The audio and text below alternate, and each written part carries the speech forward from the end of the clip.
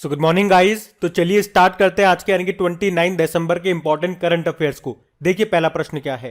अभी हाल ही में the Modi gambit decoding Modi 2.0 नाम की बुक को किसने लिखा? तो आंसर होगा संजीव वर्मा ने। तो ये एक अर्थशास्त्री और भाजपा के राष्ट्रीय प्रवक्ता है संजीव वर्मा, जिन्होंने ये बुक लिखी है जिसका नाम है the Modi gambit decoding Modi 2.0। तो इस बुक में प्रधानमंत्री नरेंद्र मोदी के दूसरे कार्यकाल के पिछले 2 वर्षों में हासिल उपलब्धियों के बारे में बताया गया है। और इस बुक की प्रस्तावना किसने लिखी है? पद्मश्री मोहनदास पई ने। बाकी गौतम चिंतामणि का नाम आपने सुना होगा। The Midway battle Modi roller coaster second term नाम की बुक लिखी थी इन्होंने। केजे अल्फोंस पूर्व केंद्रीय मंत्री हैं। अभी इन्होंने भी accelerating India 7 years of Modi government नाम की बुक लिखी थी। और Shantanu Gupta the monk would transformed UP नाम की बुक लिखी थी। ध्यान रखना ये नाम भी बढ़ते आगे। फिर बताइए अभी हाल ही में असम पुलिस की पहली महिला महानिरीक्षक यानी कि इंस्पेक्टर जनरल कौन बन गई है? तो आंसर होगा वॉयलेट बरुआ। तो आईपीएस ऑफिसर हैं ये वॉयलेट बरुआ, जो अब असम पुलिस में महानिरीक्षक के पद पर आने वाली पहली महिला बन गई हैं। वैसे वर्तमान में ये असम के कोकराझार जिले में उप महानिरीक्षक हैं। और आपको बता दूं कि इन्हें इस साल विशिष्ट सेवा के लिए राष्ट्रपति का पुलिस पदक भी मिला था। अच्छा, असम से एक और इंपॉर्टेंट अपॉइंटमेंट आपने पढ़ा होगा, चले आप ही बताइए। असम की पहली महिला वित्त मंत्री फाइनेंस मिनिस्टर कौन बनी थी? अजंता नियोग बनी थी, याद होगा आपको। बाकी पूनम गुप्ता NCAER यानी कि national council of applied economic research की पहली महिला डायरेक्टर जनरल बनी। हर्षवंती बिष्ट अभी इंडियन माउंटेनियरिंग फाउंडेशन यानी कि भारतीय पर्वतारोहण फाउंडेशन की पहली महिला अध्यक्ष बनी। मार्था कूम केन्या की पहली महिला चीफ जस्टिस बनी थी। चलो एक आध प्रश्न आपसे और पूछते हैं। बताइए बॉर्डर रोड ऑर्गेनाइजेशन में पहली महिला कमांडिंग ऑफिसर कौन बनी थी? उसके अलावा बताओ नेस्कॉम की पहली महिला चेयरपर्सन कौन बनी थी? और अभी एक इंपॉर्टेंट अपॉइंटमेंट भी पड़ा था, जूलॉजिकल सर्वे ऑफ इंडिया की पहली महिला डायरेक्टर कौन बनी थी? तो 3 प्रश्न मैंने आपसे पूछे, तो उनके आंसर सुन लो। बीआरओ में पहली महिला कमांडिंग ऑफिसर बनी थी वैशाली हिवासे। नेस्कॉम की पहली महिला चेयरपर्सन बनी थी रेखा मेनन। और जूलॉजिकल सर्वे ऑफ इंडिया की पहली महिला डायरेक्टर बनी थी धृति बनर्जी। ये नाम भी याद रखने हैं आपको। बढ़ते आगे। और हाँ गाइस, देखिए इंडिया के टॉप बैंक एडुकेटर्स एक बार फिर अनअकैडमी पर आपके लिए ला रहे हैं ढेर सारी फ्री क्लासेस। तो अनअकैडमी की हर क्लास कंडक्ट की जाती है आपके बैंक की हर परीक्षा की तैयारी को और भी ज्यादा मजबूत करने के लिए। और ये सारी फ्री क्लासेस आपको मिलेंगी अनअकैडमी पर, जहां पर आप अपने फेवरेट टीचर के साथ अपने घर से अपने पर्सनल शेड्यूल के हिसाब से पढ़ सकते हैं। और अनअकैडमी की हर क्लास आप लाइव नहीं तो बाद में रिकॉर्डेड सेशन के द्वारा भी अटेंड कर सकते हैं। और अगर आप चाहें तो क्लास को डाउनलोड करके ऑफलाइन भी देख सकते हैं। और आप लाइव क्लास में आस्क अ डाउट फीचर के द्वारा टीचर से अपने डाउट भी क्लियर करवा सकते हैं। और आप लाइव क्विजेज और टेस्ट सेशन भी अटेंड कर सकते हैं, जहां पर आपको अपनी लाइव रैंकिंग भी देखने को मिलेगी। और अनअकैडमी पर टोटल 12 भाषाओं में क्लासेस कंडक्ट होती है, तो आप अपनी फेवरेट भाषा में क्लास अटेंड कर सकते हैं। आप अपने टीचर के साथ इंटरेक्ट कर सकते हैं, लाइव पोल में पार्ट ले सकते हैं। और ये सभी फीचर आपको मिलेंगे एक ही प्लेटफॉर्म पर, एक ही सब्सक्रिप्शन के साथ। तो आज ही सब्सक्राइब करें अनअकैडमी पर और इन सभी बेनिफिट्स का लाभ उठाइए। और हाँ देखिए, अगर आप मेरा कोड जो कि है क्रेक एग्जाम 10 यूज करते हैं तो आपको एडिशनल 10% का इंस्टेंट डिस्काउंट भी मिलता है। तो आपको इन सभी क्लासेस के जो लिंक हैं वो नीचे डिस्क्रिप्शन में मिल जाएंगे, तो वहां जाकर के आप इन सबका बेनिफिट उठा सकते हैं। अभी हम बढ़ते हैं आगे।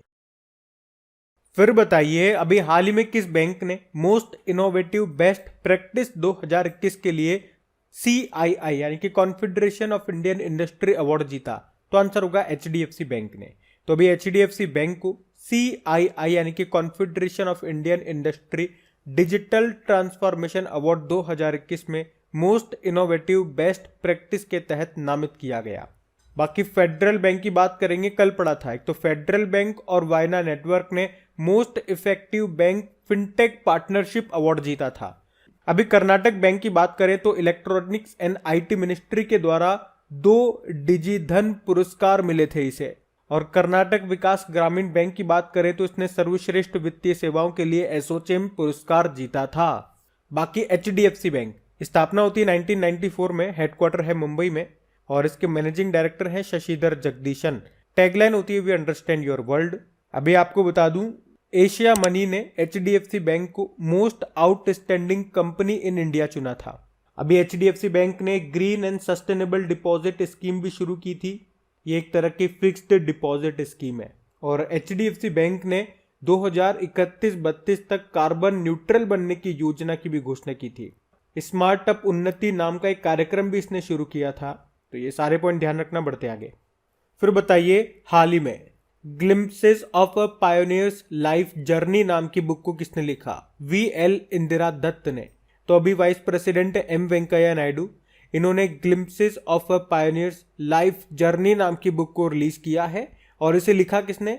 चेन्नई के केपीसी ग्रुप के जो सीएमडी है वीएल इंदिरा दत्त ने। ये जो बुक है ये केपीसी ग्रुप के पूर्व अध्यक्ष स्वर्गीय वेलगापुड़ी लक्ष्मण दत्त के जीवन पर आधारित है। आपको बता दूं, उन्होंने 1991-92 में फिक्की यानी कि federation of Indian chambers of commerce and industry के अध्यक्ष के रूप में भी कार्य किया था। बाकी डॉक्टर शशि थरूर अभी प्राइड, प्रेजुडिस और पुंडित्री नाम की बुक को लिखा। Prabhat Kumar public service ethics नाम की बुक को लिखा और doctor A Surya Prakash democracy politics and governance यानी कि लोकतंत्र, राजनीति और धर्म नाम की बुक को लिखा इन्होंने। तो ये भी ध्यान रखना, बढ़ते आगे। बताइए, अभी हाल ही में नया डिप्टी नेशनल सिक्योरिटी एडवाइजर किसे नियुक्त किया गया? तो आंसर होगा विक्रम मिश्री को। तो चीन में भारत के पूर्व राजदूत रहे विक्रम मिश्री को राष्ट्रीय सुरक्षा परिषद में उप राष्ट्रीय सुरक्षा सलाहकार के रूप में नियुक्त किया गया है और इस तरह से ये पंकज सरन का स्थान लेंगे। अच्छा, वैसे हमारे नेशनल सिक्योरिटी एडवाइजर कौन है? आप सभी जानते हैं, अजीत डोभाल है। तो अब total 3 deputy NSA national security advisor हो गए हैं।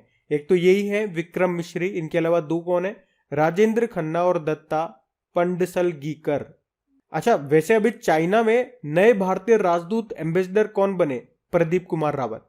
पराग अग्रवाल इंपॉर्टेंट नाम है, ट्विटर के नए सीईओ बने और शीलवर्धन सिंह सीआईएसएफ के नए हेड बने। ध्यान रखना ये नाम, बढ़ते आगे। अच्छा बताइए, हाल ही में सेबी ने किसे म्यूचुअल फंड सलाहकार पैनल के सदस्य के रूप में नामित किया? तो आंसर होगा आरती कृष्णन को। तो बिजनेस लाइन के संपादकीय सलाहकार आरती कृष्णन को म्यूचुअल फंड पर सेबी के सदस्य के रूप में शामिल किया गया है।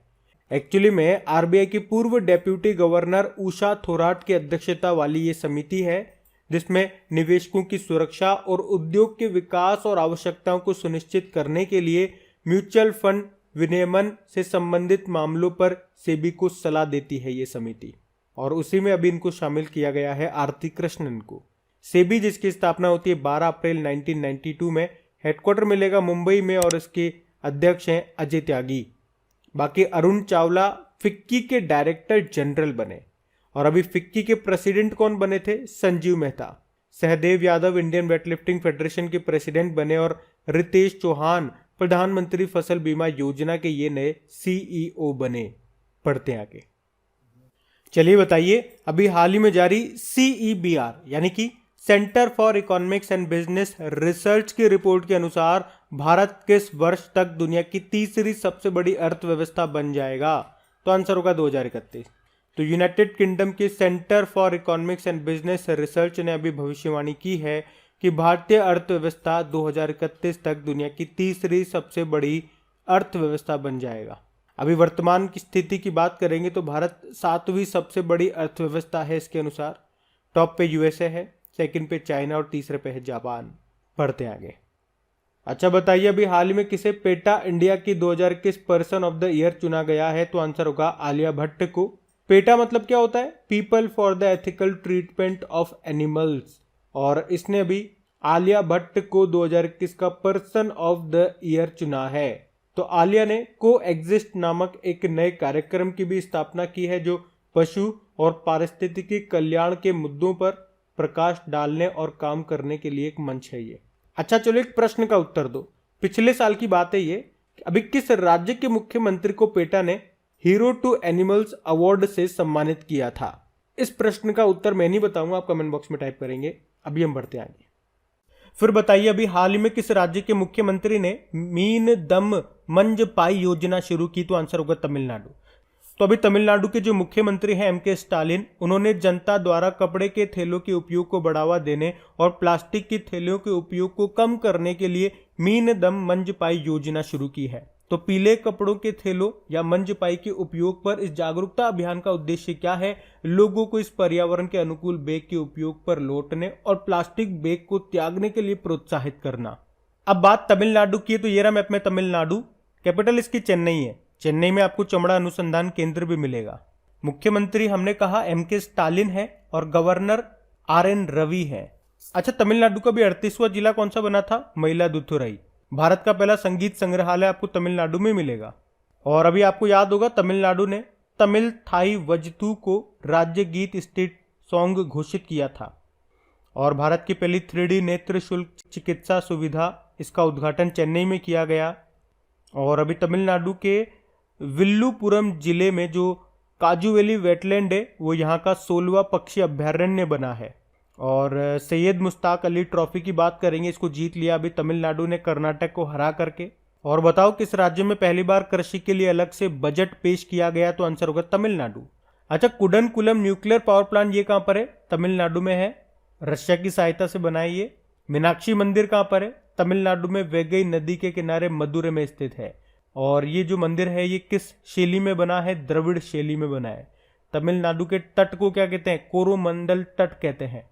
और एशिया का सबसे बड़ा मवेशी पार्क का उद्घाटन हुआ तमिलनाडु के सेलम में।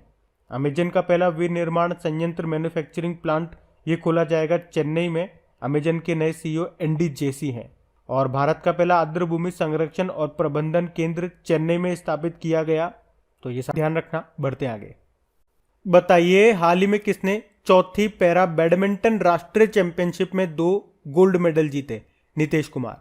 तो हरियाणा के नीतीश कुमार ने भुवनेश्वर उड़ीसा में आयोजित चौथी पैरा बैडमिंटन नेशनल चैंपियनशिप में 2 गोल्ड जीत लिए हैं। इससे पहले नीतीश ने मेंस सिंगल में भी गोल्ड जीता था। बाकी प्रमोद भगत और कृष्णा नागर की बात करेंगे तो इनके नाम आपने सुने होंगे टोक्यो पैरालंपिक 2020 में। इन दोनों ने गोल्ड जीते थे। और आपको बता दूं बैडमिंटन और ताइक्वांडो इन 2 गेम्स को पहली बार इसमें शामिल किया गया था। अच्छा बताओ BWF वर्ल्ड बैडमिंटन चैंपियनशिप में सिल्वर मेडल जीतने वाले पहले भारतीय पुरुष खिलाड़ी अभी कौन बने थे? Kidambi Srikanth. Badminton world federation का हेडक्वार्टर मिलेगा कुआलालंपुर मलेशिया में। अभी बैडमिंटन वर्ल्ड फेडरेशन ने men's player of the year चुना था डेनमार्क के विक्टर एक्सेलसेन को और women player of the year चुना था ताइवान की ताई जू यिंग को। अच्छा, उबेर कप का संबंध किस खेल से है? तो उबेर कप पूछ ले या थॉमस कप पूछ ले, इन दोनों का संबंध है बैडमिंटन से। और अभी उबेर कप को जीत लिया चाइना ने जापान को हरा के, और थॉमस कप जीत लिया इंडोनेशिया ने चाइना को हरा के। तो ये ध्यान रखना। बढ़ते आगे। फिर बताइए अभी हाल ही में किस बैंक ने ग्रामीण क्षेत्रों में बैंकिंग सेवाएं प्रदान करने के लिए इंडियन पोस्ट पेमेंट बैंक के साथ समझौता किया? तो आंसर होगा HDFC बैंक। तो अभी HDFC बैंक ने अर्ध शहरी और ग्रामीण क्षेत्रों में बैंकिंग सेवाओं से वंचित और कम सेवा वाले क्षेत्रों को अपनी बैंकिंग सेवाएं प्रदान करने के लिए इंडियन पोस्ट पेमेंट बैंक के साथ समझौता किया। अच्छा, HDFC बैंक तो हमने पीछे देख लिया। इंडियन पोस्ट पेमेंट बैंक की बात कर लेते हैं। अभी इसकी स्थापना होती है सन 2018 में। नई दिल्ली में हेडक्वार्टर है और इसके MD CEO कौन है? जे वेंकटरेमू। और इसका टैगलाइन है आपका बैंक आपके द्वार। अभी आपको याद होगा इंडियन पोस्ट पेमेंट बैंक ने ग्राहकों के दरवाजे पर नगद आधारित बिल भुगतान सेवा की सुविधा के लिए NPCI बिल भुगतान प्रणाली भारत बिल पे के साथ भी समझौता किया था। बढ़ते हैं आगे। चलिए बताइए अभी हाल ही में किस देश ने भारी वाहक रॉकेट अंगारा A5 को लॉन्च किया? तो आंसर होगा रशिया। तो अभी रूसी हैवी लिफ्ट रॉकेट अंगारा A5 को सफलतापूर्वक लॉन्च किया गया है। तो रशियन स्पेस फोर्स के द्वारा इस प्रकार के रॉकेट का ये तीसरा सफल परीक्षण था। पहला हुआ था सन 2014 में। ये जो अंगारा A5 है इसको proton M heavy lift rocket को बदलने के लिए डिजाइन किया गया है। तो बात करेंगे कल के वीडियो में पूछे गए प्रश्न के उत्तर की। तो कल के वीडियो में पूछा था अभी गुड गवर्नेंस की रैंकिंग आई, उसमें कौन सा स्टेट टॉप पर रहा? तो आंसर होगा गुजरात। और यूनियन टेरिटरी पूछेंगे तो आंसर होगा दिल्ली। आप सभी ने प्रश्न का बिल्कुल सही उत्तर दिया है। और गाइज अगर सेशन अच्छा लगा है तो प्लीज लाइक जरूर कर दीजिएगा और अपने दोस्तों के साथ में इसको शेयर करना मत भूलिएगा। इन सभी क्वेश्चंस की क्विज बना करके आपकी क्रैक एग्जाम एप्लीकेशन पे अपलोड कर दी गई है, साथ में इसका पीडीएफ भी आपको वहीं पे मिल जाएगा। अच्छे से प्रैक्टिस करते रहो, चीज़ों का रिवीजन करते रहो टाइम टू टाइम, कहीं दिक्कत नहीं आएगी। ये रहा आज का आपका होमवर्क प्रश्न।